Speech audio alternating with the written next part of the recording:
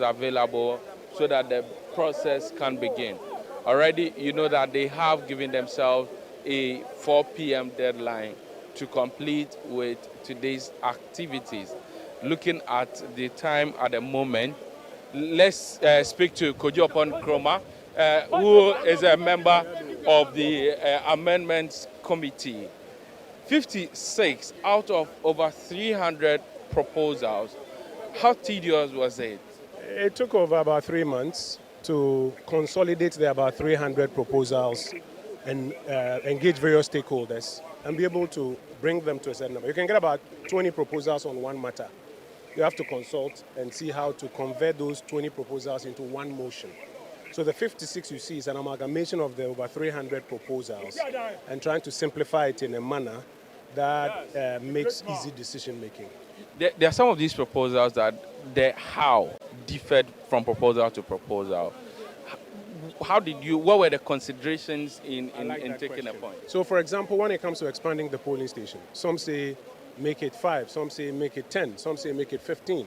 You have over 30 or 40 proposals on that particular matter. You do a number of focus group discussions. You meet some of the proposers. And then at the end of all of that, the committee, the Frank Davis committee, came to a view that this appears to be the middle line. It is that middle line that is converted into a motion. So you don't want a situation where somebody says, because I didn't see my specific proposal on the motion paper, it was not factored. Your proposal may be one of the many proposals on a particular subject. And after the consultations and focus group discussions, the Constitution Amendment Committee crystallizes it into one motion. And the idea is to be able to achieve a line of best fit for all of these proposals. It appears even though the committee was open to the limited expansion, you did so cautiously because polling station just an addition of 2, the electoral area an addition of 4, constituency aside adding a PW director and legal affairs director, no deliberate expansion. Like why? The net effect is that by the time we are done, if these motions pass, we would have expanded the current base by about 40% while working towards one man, one vote. So this is a political party. You have to take us through a transition period. We are working through that transition period. If these motions pass today, we would have expanded by about 40%, which is very significant.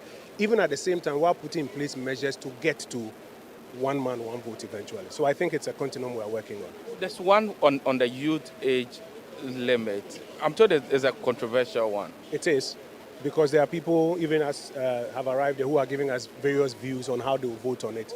We are not the ones who decide. We were given a job by National Council. We've done our job.